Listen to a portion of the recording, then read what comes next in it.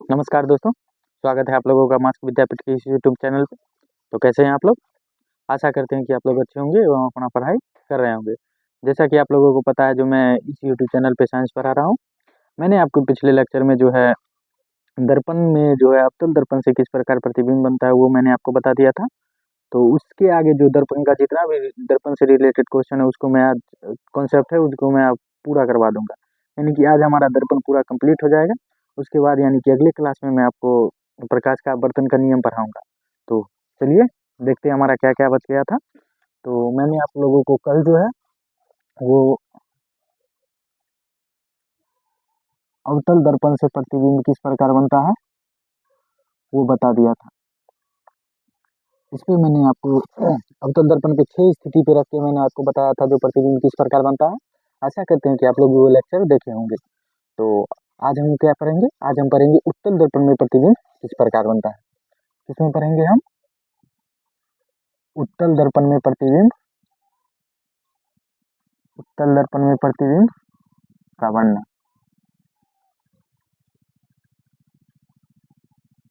तो मैंने आपको कल जो है अवतल दर्पण से प्रतिबिंब किस प्रकार बनते हैं वो मैंने बता दिया। आज जो मैं आपको बताऊंगा वो होगा उत्तल दर्पण से प्रतिबिंब किस प्रकार बनेगा। ये बताने से पहले मैं आपको कल जो 4 जो रूल बताया था मैं आपको फिर से बता देता हूँ जो वो चारों रूल क्या है। मैंने आपको कल अवतल दर्पण से रिलेटेड बताया था। आज मैं उत्तल दर्पण को लेके बताऊंगा वो जो वो रूल किस प्रकार उत्तल दर्पण पे काम करेगा। पिछला 4 जो रूल है वही सेम रूल है लेकिन उत्तल दर्पण में किस प्रकार कार्य करेगा वो मैं आपको बताऊंगा। तो पहला क्या था हमारा? कोई भी प्रकाश मुख्य अक्ष से होकर गुजर रहा, सॉरी, मुख्य अक्ष के समांतर गुजर रहा है और परावर्तन के बाद वो कहाँ से गुजरेगा? फोकस से होकर गुजरेगा। तो ये हो गया आपका उत्तल दर्पण। इसका परावर्तक सतह उठा हुआ है। ये जो है परावर्तक सतह ये उठा हुआ है। ये देख लीजिए ये हो गया आपका मुख्य अक्ष। यहाँ पे हो गया आपका ध्रुव, यहाँ पे हो गया आपका फोकस, यहाँ पे हो गया आपका वक्ता केंद्र। तो कोई प्रकाश जो मुख्य अक्ष यानी कि इसके समांतर आ रहा है, मुख्य अक्ष के समांतर आ रहा है तो परावर्तन के बाद कहाँ से जाना चाहिए? मुख्य फोकस से। परंतु इसका परावर्तक सतह किधर है? ऊपर की ओर है। तो ये किधर की ओर प्रकाशित परावर्तित करेगा प्रकाश को इधर की ओर परावर्तित कर देगा। तो क्या ये मुख्य फोकस से होकर गुजरा? नहीं। तो हम इसको, सर आप जब इसको मिलाइएगा डॉटेड लाइन के द्वारा, अगर आप यहाँ से मिलाइएगा तो आपको ये मुख्य फोकस से होकर जाता हुआ नजर आएगा। तो जब हम किसी भी आपतित किरण को जो कि मुख्य अक्ष के समांतर आ रहा है अगर वो परावर्तन हो रहा है तो वो कहाँ से गुजरेगा? मुख्य अक्ष से। परंतु यहाँ मुख्य अक्ष से नहीं गुजर रहा है तो हम इसको डॉटेड लाइन की सहायता से अगर परावर्तित किरण को जो है डॉटेड लाइन की सहायता से आगे बढ़ाएंगे तो आपको मुख्य फोकस से जाता हुआ नजर आएगा। तो ये हो गया आपका पहला नियम। दूसरा नियम मैंने आपको क्या बताया था? कोई भी प्रकाश जो वक्ता केंद्र से होकर गुजर रहा है तो परावर्तन के बाद उसी माध्यम में उसी रास्ते से वापस लौट जाएगा। दूसरा नियम क्या बताया था? ये देख लीजिए ये हो गया आपका अवतल दर्पण, उत्तल दर्पण। ये हो गया आपका पी, ये हो गया एफ यानी कि फोकस, ये हो गया आपका सी यानी कि वक्ता केंद्र। तो ये देखिए अगर कोई प्रकाश जो है वो कहाँ से होके गुजरेगा? इससे होके यानी कि सी यानी कि वक्ता केंद्र से होके। तो ये देखिए यहाँ से आएगा तो ये यहाँ से आ रहा है और उत्तल दर्पण यहीं से इसको परावर्तित कर देगा। क्यों कर देगा? क्योंकि इसका परावर्तक सतह उठा हुआ है जिस कारण से ये इसको यहीं से परावर्तित कर देगा, आगे की ओर नहीं जाने देगा। तो हम जब इसको परावर्तित किरण को डॉटेड लाइन की सहायता से मिलाएंगे तो डॉटेड लाइन की सहायता से हम मिलाइएगा तो आपको ये सी से होता हुआ जाता प्रतीत होगा। सी यानी कि वक्ता केंद्र से जाता हुआ प्रतीत हो गया। तो ये हो जाएगा हमारा दूसरा नियम। तीसरा नियम मैंने आपको क्या बताया था? तीसरा नियम बताया था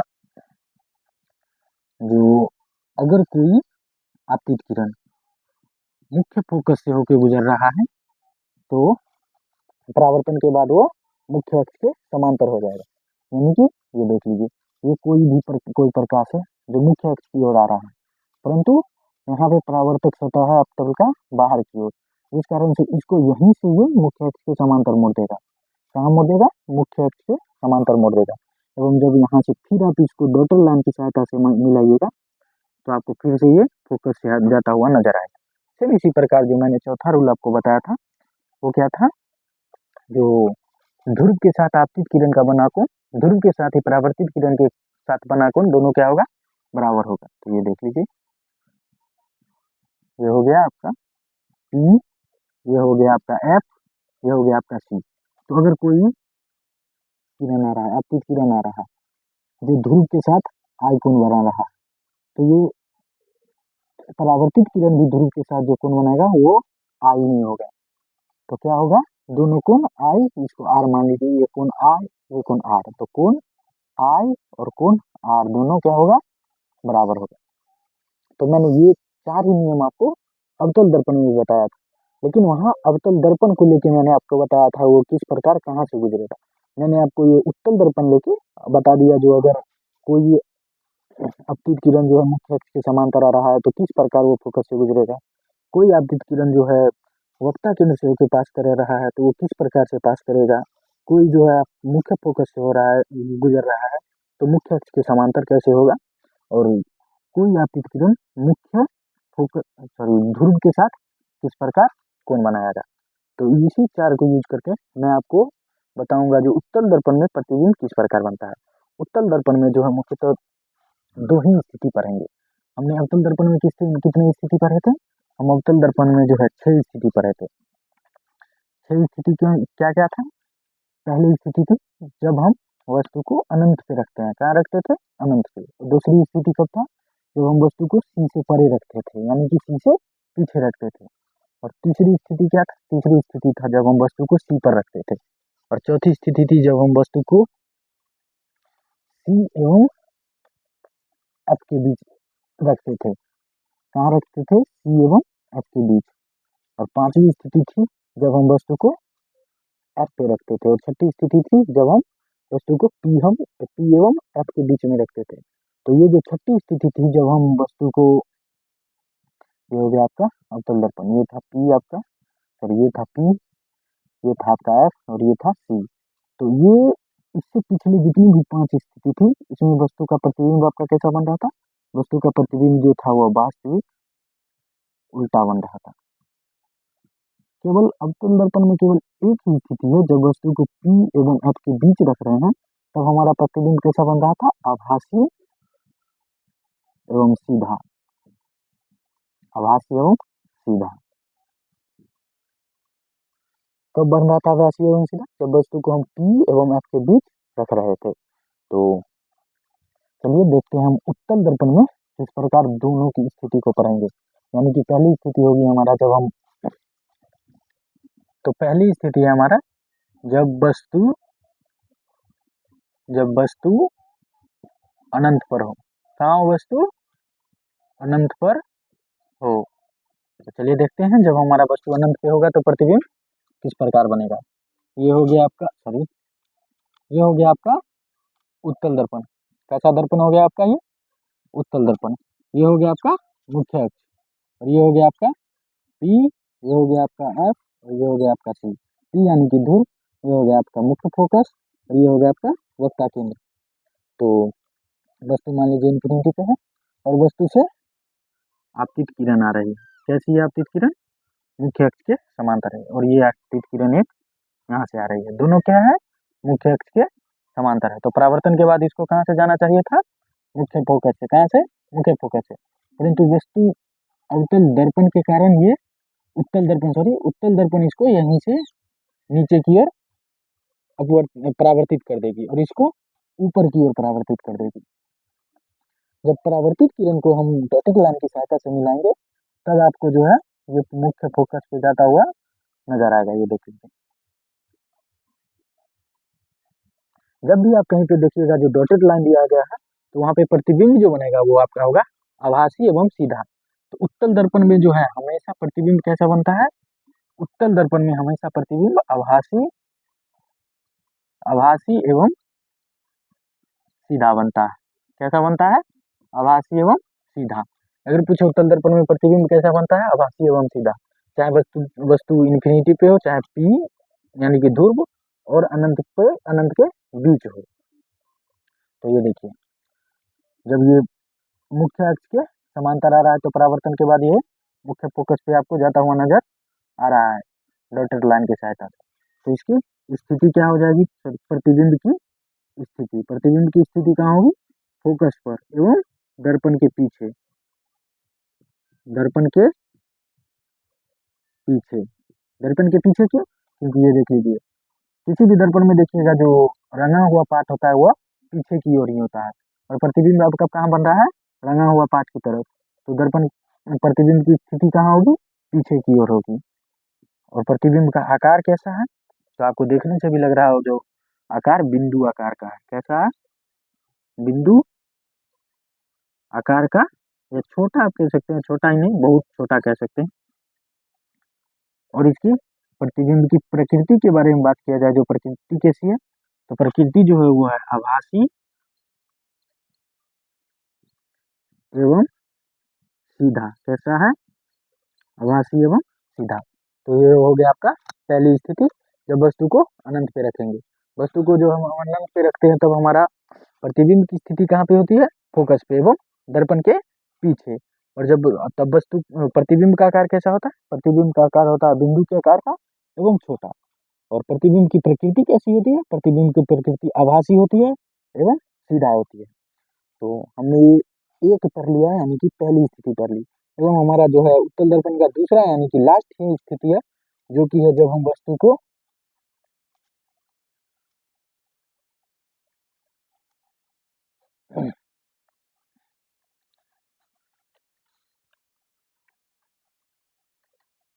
दूसरा स्थिति है हमारा जब वस्तु P एवं अनंत के बीच हो, यानी कि ध्रुव एवं अनंत के बीच हो। जब वस्तु अनंत एवं ध्रुव के बीच हो, एवं ध्रुव के बीच हो। ये देख लीजिए, मान लीजिए ये हो गया आपका, ये है आपका ध्रुव, ये है आपका इन्फिनिटी। मान लीजिए इन दोनों के बीच वस्तु यहाँ पे रखा गया। वस्तु यहाँ पे है, तो वस्तु से आता हुआ आपतित किरण जो है कहाँ से जाना चाहिए? फिर फोकस से जाना चाहिए, परंतु परावर्तक सतह के कारण, उत्तल दर्पण के परावर्तक सतह के कारण प्रकाश इसको ऊपर की ओर मोड़ देगा। उत्तल दर्पण प्रकाश को ऊपर की ओर मोड़ देगा। जब आप परावर्तित किरण को डॉटेड लाइन की सहायता से मिलाइएगा तो कहाँ जाएगा? आपको जाएगा मुख्य फोकस से जाता हुआ नजर आएगा। तो हम दूसरा स्थिति का कहाँ ले सकते हैं? दूसरा स्थिति आप ले लीजिए, जो वस्तु से सीधा आप वक्ता केंद्र से एक प्रकाश को गुजारिए। तो ये देखिए, वस्तु से जो है वक्ता केंद्र के लिए ये प्रकाश जा रहा है। कहाँ के लिए जा रहा है? वक्ता केंद्र से। अगर कोई प्रकाश वक्ता केंद्र से जा रहा है तो परावर्तित होने के बाद कहाँ से गुजरेगा? वक्ता केंद्र से ही गुजरेगा, यानी कि इसी स्थिति में फिर से गुजर जाएगा। क्यों गुजर रहा है? क्योंकि परावर्तक सतह के कारण प्रकाश, सॉरी, दर्पण इसको परावर्तित कर दे रहा है। तो अब हम यहाँ से क्या करेंगे? डॉटेड लाइन की सहायता से जो है दिखाएंगे, जो यहाँ से है दर्प प्रकाश मुख्य, सॉरी, प्रकाश जो है वो वक्ता केंद्र से होके गुजर रहा है। मिल कहाँ पे रहा है? ये यहाँ पे मिल रहा है, तो प्रतिबिंब भी यहीं पे ही बनेगा। ये देखिए यहाँ बन गया। तो प्रतिबिंब की स्थिति क्या है? प्रतिबिंब की स्थिति है P एवं F के बीच। कहाँ है? P एवं F के बीच एवं दर्पण के पीछे। कहाँ है? दर्पण के पीछे। प्रतिबिंब का आकार कैसा है? प्रतिबिंब का आकार वस्तु के आकार का छोटा है, वस्तु से आकार का छोटा। और प्रतिबिंब की प्रकृति कैसी है? प्रतिबिंब की प्रकृति मैंने आपको बताया, जो उत्तल दर्पण में हमेशा कैसा होगा? आभासी एवं सीधा। कैसा होगा? आभासी एवं सीधा। तो दूसरी स्थिति क्या था? दूसरी स्थिति थी जो जब हम वस्तु को अनंत एवं ध्रुव के बीच रखते हैं। ध्रुव, अनंत एवं ध्रुव के बीच हम वस्तु को रखेंगे तो प्रतिबिंब हमारा कहाँ बनेगा? P एवं F के बीच। एवं वस्तु का आकार कैसा होगा? प्रतिबिंब का आकार कैसा होगा? वस्तु के आकार का छोटा, वस्तु के आकार से छोटा। एवं प्रकृति कैसी होगी? आभासी एवं सीधा। कैसी होगी? आभासी एवं सीधा। तो ये दोनों था, ये दोनों स्थिति थी, यानी कि उत्तल दर्पण में आपको सिर्फ दो ही स्थिति पढ़ना है। जो मैंने आपको बताया, पहली स्थिति जब वस्तु अनंत पे हो, और दूसरी स्थिति बनाया जब वस्तु अनंत एवं ध्रुव के बीच हो। तो इसके बाद हमारा क्या टॉपिक था? इसके बाद हमारा टॉपिक था चिन्ह परिपाटी। तो चलिए हम देखते हैं जो चिन्ह परिपाटी क्या है। चिन्ह परिपाटी हम अभी किसके लिए पढ़ेंगे? चिन्ह परिपाटी हम अभी दर्पण के लिए पढ़ेंगे एवं लेंस के लिए चिन्ह परिपाटी हम अपवर्तन के समय पढ़ेंगे। तो दर्पण के लिए चिन्ह परिपाटी ये बहुत ही छोटा टॉपिक है, आपको 5 से 10 मिनट में ये कवर हो जाएगा। तो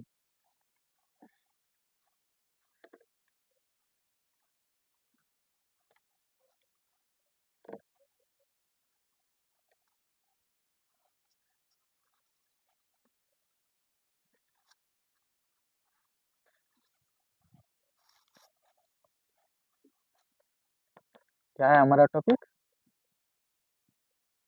चिन्ह परिपाटी। चिन्ह परिपाटी, तो इसके लिए मैं आपको एक अवतल दर्पण की सहायता से बताता हूँ, ये चिन्ह परिपाटी दर्पण में कैसा होता है। ये हो गया आपका अवतल दर्पण, ये आपका अवतल दर्पण। यहाँ से एक रेखा गुजर रहा है, इसको क्या कहते हैं? मुख्य अक्ष। ये हो गया आपका P। यहाँ से कुछ दूरी पे आपका जो होता है वो होता है फोकस, और ये जो होता है वो होता है वक्ता केंद्र। तो ये देख लिए P, F, C तीनों हो गया। अगर बात किया जाए जो दर्पण के दर्पन के दाईं ओर, दर्पण के दाईं ओर अगर हम प्रतिबिंब हमें प्राप्त हो रहा है तो उस स्थिति में हम क्या लेंगे? दर्पण के दाईं ओर पॉजिटिव होगा, और दर्पण के बाईं ओर, दर्पण के बाईं ओर हम जो लेंगे वो होगा निगेटिव, चाहे वो प्रतिबिंब हो या कोई भी प्रतिबिंब, चाहे वस्तु कोई भी हो, जो दर्पण के बाईं ओर रखा गया है तो इसको हम निगेटिव लेंगे।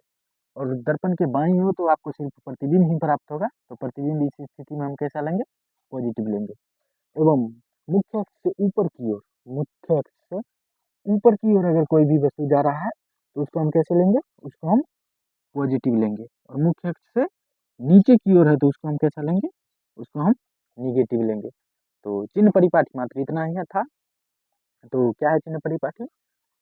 जब हम किसी भी वस्तु को दर्पण के आगे रखते हैं तो उस वक्त तो हम क्या लेंगे? निगेटिव, चाहे वो वस्तु हो, चाहे वो प्रतिबिंब हो, कुछ भी हो, अगर दर्पण के आगे है तो उसको हम क्या लेंगे? निगेटिव। और दर्पण के पीछे हमारा आ जाए तो उसको हम क्या लेंगे? पॉजिटिव। और मुख्य अक्ष से ऊपर की ओर जा रहा है, मुख्य अक्ष से ऊपर की ओर जाने पे हम क्या लेंगे? पॉजिटिव। और मुख्य अक्ष से नीचे की ओर कोई वस्तु रखा गया है या प्रतिबिंब है तो उसको हम कैसा लेंगे? निगेटिव। तो ये इतना ही है चिन्ह परिपाटी। तो इसके बाद हमारा क्या बच गया है? इसके बाद हमारा 2 टॉपिक बच चुका है, जो था दर्पण के सूत्र एवं आवर्धन। तो हम दर्पण के सूत्र बताते हैं। पहले आपको दर्पण का सूत्र बता देंगे, उसके बाद हम दर्पण का आवर्धन बता देंगे, उसके बाद दर्पण के सूत्र से रिलेटेड आपको एक क्वेश्चन भी बता देंगे जो किस प्रकार बनता है। तो चलिए पहले आप लिख लीजिए दर्पण सूत्र। क्या? दर्पण सूत्र। दर्पण सूत्र आप 10th में पढ़े ही होंगे। दर्पण सूत्र क्या होता है? 1/V प्लस 1/U बराबर 1/F। ये हो गया आपका दर्पण सूत्र। अगर आप ALP 2024 का एग्जाम दिए होंगे या क्वेश्चन पेपर देखते होंगे तो आपसे दर्पण सूत्र तो पूछा गया था, लेकिन इस स्थिति में नहीं पूछा था, यानी कि इस फॉर्मेट में नहीं था। आपको उसके लिए आपको इस दोनों का एलसीएम लेके निकालना पड़ता है। तो चलिए देखते हैं वो किस प्रकार अगर एग्जाम में आएगा तो हम निकालेंगे। तो ये दोनों का एलसीएम लिखिएगा तो क्या हो जाएगा? V और U। ये देखिए, इसको भाग दीजिएगा तो V से V कट जाएगा, बचेगा U। तो ऊपर 1 से गुना होने पे U हो जाएगा U, फिर से यहाँ से U से U कट जाएगा, बचेगा V। ये हो गया आपका, और ये हो जाएगा आपका 1/F। तो एक तो ये हो जाएगा जो आपको सीधा पूछ देगा 1/F बराबर क्या होगा। ऑप्शन आपका ये भी ये नहीं देगा, ये दे देगा U प्लस V बटा V U। ये आपको सीधे पूछ लेगा F, यानी कि फोकस दूरी। तो आप इसको उलट दीजिए, V U बटा में U प्लस V। आपको एग्जाम में ये तीनों में से कोई पूछ सकता है, और ये तीनों कैसा? ये आपका दर्पण ही सूत्र है। मूलतः आप तो बुक में यही पढ़ते होंगे, और जब आप इसका एलसीएम लेते होंगे तब आपका ये दोनों आता है। अगर बात किया जाए जो यहाँ पे भी क्या है, यू क्या है, एफ क्या है, तो एफ आपको पता ही होगा, जो फोकस दूरी है। क्या है? फोकस दूरी, यानी कि फोकल लेंथ। ये हो गया आपका एक दर्पण, अवतल दर्पण। इसमें यहाँ था आपका एफ और ये था आपका पी। तो फोकस दूरी क्या हो जाएगा? फोकस दूरी होगा मुख्य फोकस एवं पी के बीच की दूरी को क्या कहते हैं? फोकस दूरी। और एक होता है वक्ता त्रिज्या। तो वक्ता त्रिज्या क्या होता है? ध्रुव एवं वक्ता केंद्र के बीच की दूरी को जो है वक्ता त्रिज्या कहते हैं। ये एक होता है, ये आर को डिनोट करते हैं, इसको एफ से डिनोट करते हैं। तो आप देखिए एफ जो है आर का आधा है, तो एफ जो है आर का आधा है। तो आप ये भी पढ़ते होंगे कि एफ बराबर r/2, यानी कि इसका मतलब क्या हो जाता है? फोकस दूरी वक्ता त्रिज्या का आधा है। तो यहाँ पे एफ क्या हो गया? एफ हो गया फोकस दूरी। अगर बात किया जाए जो यू क्या है, तो यू है वस्तु की दूरी। किसकी दूरी? वस्तु की दूरी। भी क्या है? प्रतिबिंब की दूरी। भी है प्रतिबिंब की दूरी। ये तो हो गया आपका फॉर्मूला, और ये हो गया आपको जो यू भी क्या है। अगर बात किया जाए जो अगर क्वेश्चन हमसे दे दे और हमसे बनाने के लिए कहा जाए, तो किस स्थिति में हम यू को पॉजिटिव लेंगे, सॉरी भी को पॉजिटिव लेंगे या एफ को पॉजिटिव लेंगे, निगेटिव लेंगे, तो चलिए मैं आपको वो भी बता देता हूँ। तो आपको जो है दूरी जो है हमेशा ऋणात्मक ही लेना है, यानी कि माइनस ही लेना है। क्यों लेना है? ये देखिए मैंने आपको बताया, जो ये है आपका एक वक्ता केंद्र। तो आप वस्तु को कहाँ रखते हैं? दर्पण के आगे ही रखते हैं। वस्तु हमेशा दर्पण के आगे ही रहता है, चाहे वो आपका उत्तल दर्पण हो, अवतल दर्पण हो गया, चाहे आप उत्तल दर्पण लीजिए। तो हम वस्तु को कहाँ रख रहे थे? वस्तु को यहाँ पे रख रहे थे, या अनंत पे रख रहे थे, या पी एवं अनंत के बीच रख रहे थे। तो हम वस्तु को कहाँ रख रहे हैं? हमेशा दर्पण के आगे, दर्पण के आगे। और हम आपको चिन्ह परिपाठी में क्या बताएं? दर्पण के आगे हम किसी भी चीज को रखेंगे तो उसको हमेशा क्या लेंगे? निगेटिव। इसलिए हम यू को क्या लेते हैं? निगेटिव लेते हैं। अगर बात किया जाए जो भी से पहले मैं आपको बता देता हूँ, जो एफ क्या लेंगे? एफ यानी कि फोकस दूरी। तो एफ जो है आप अवतल दर्पण में, एफ अवतल दर्पण में आप इसको ऋणात्मक लीजिएगा, यानी कि माइनस में लीजिएगा।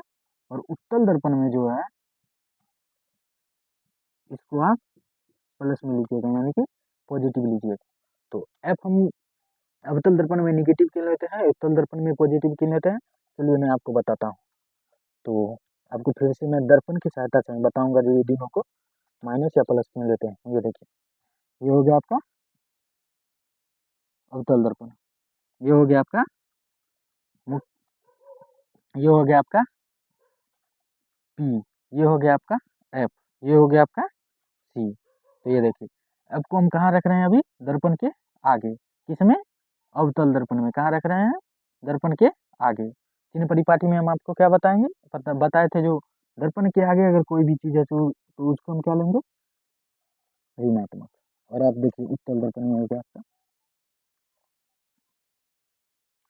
उत्तल दर्पण में ये हो गया आपका पी, यानी कि ध्रुव। ये हो गया आपका एफ, और ये हो गया आपका सी।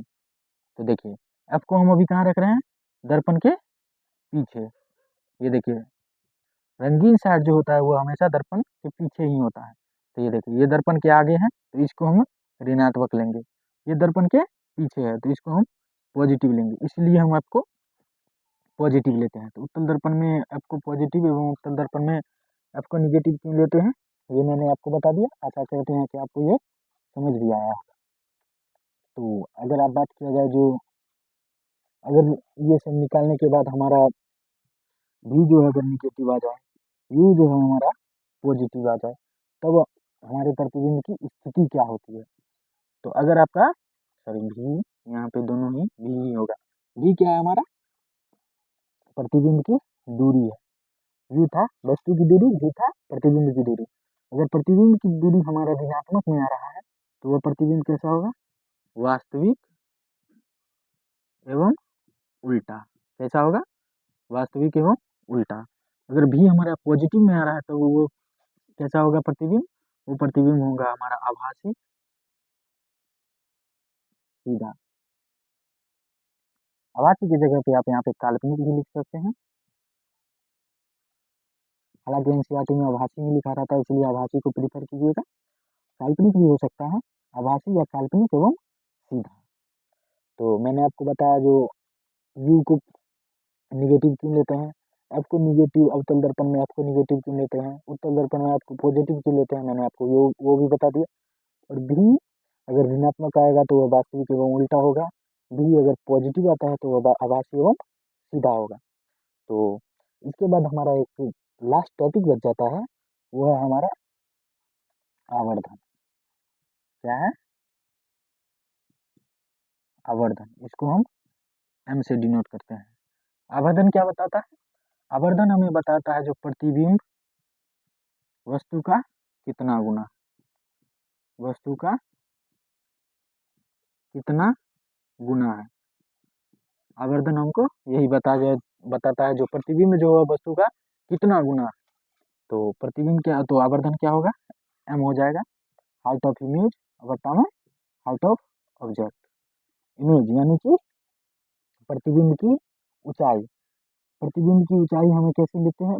देखिए, प्रतिबिंब की ऊंचाई जो होगा वो होगा भी, और ऑब्जेक्ट की ऊंचाई जो होगा वो होगा यू। देखिए, ऑब्जेक्ट की ऊंचाई हम ऑब्जेक्ट कहाँ रखते हैं? ऊपर की ओर रखते हैं, और प्रतिबिंब हमारा कैसा होता है? नीचे की ओर होता है।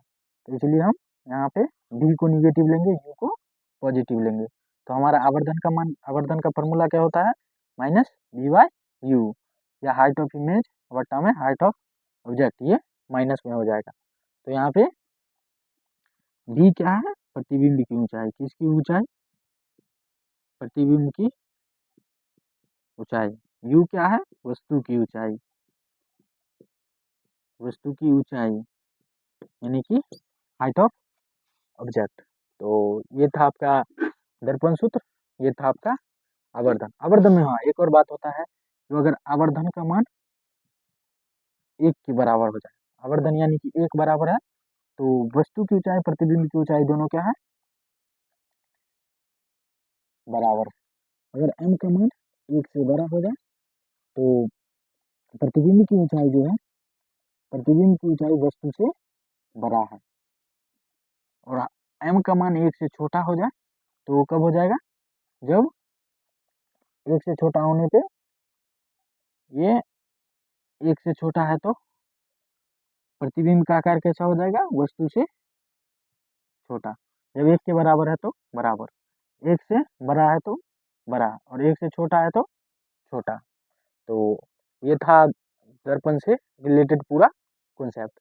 मैं आपको एक दर्पण सूत्र पे एक क्वेश्चन बताता हूँ, आप वो बनाइएगा। तो चलिए क्वेश्चन लिखते हैं। क्वेश्चन क्या है?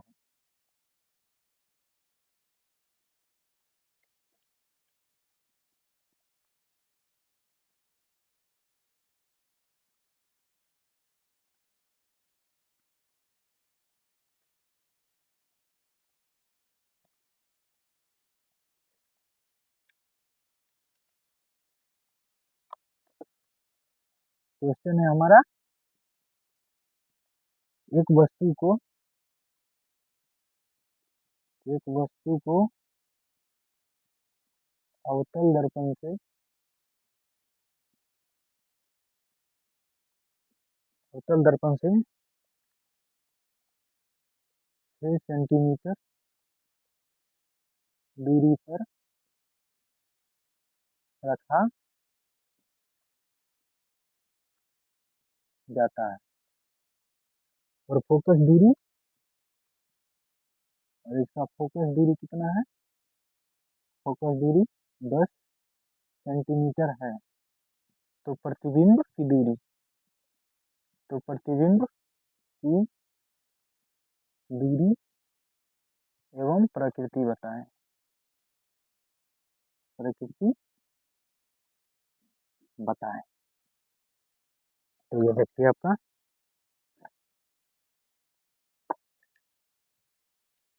ये क्या है? एक वस्तु को अवतल दर्पण से 6 सेंटीमीटर की दूरी पर रखा जाता है। तो वस्तु की दूरी यानी कि यू क्या है आपका, यू है आपका 6 सेंटीमीटर, और यू को हमेशा निगेटिव में लेते हैं, चाहे कोई सा भी दर्पण हो।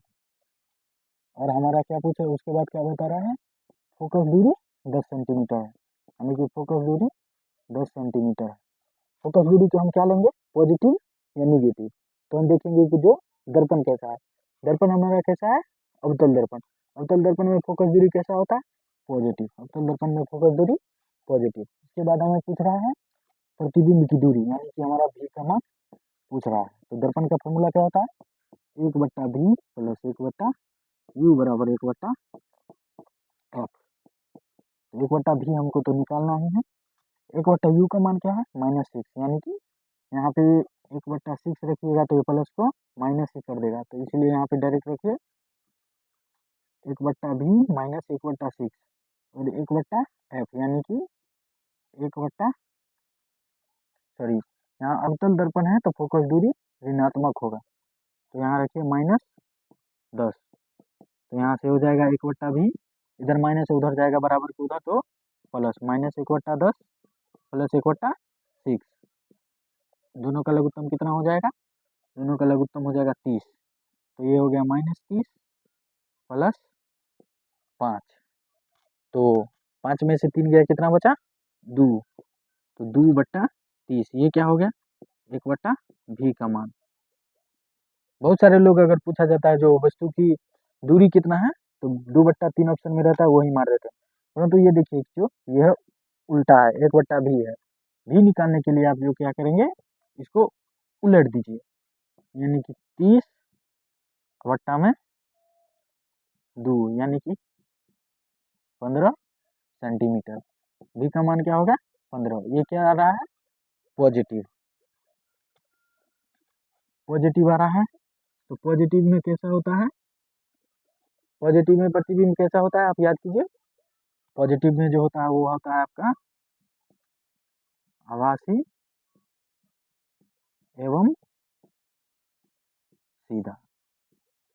प्रतिबिंब की प्रकृति कैसी हो जाएगी, आभासी एवं सीधा, और प्रतिबिंब की दूरी 15 सेंटीमीटर। तो ऐसा ही क्वेश्चन आप लोगों को जो है एग्जाम में पूछा जाता है। ऐसा करते हैं कि आपको ये क्वेश्चन समझ में आया होगा।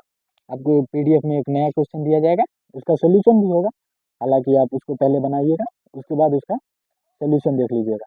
तो आशा करते हैं कि आप लोगों को जो मैंने अब तक ये पूरा कॉन्सेप्ट पढ़ाया, लाइट में प्रकाश का परावर्तन के बाद अब दर्पण के बारे में जितना भी पढ़ाया उस वो आपको समझ में आया होगा। हम कल से एक नए टॉपिक की शुरुआत करेंगे जिसका नाम है प्रकाश का अपवर्तन। तो आज के क्लास को हम यहीं पे समाप्त कर रहे हैं। धन्यवाद, आपसे मिलते हैं अगले क्लास में। जय हिंद।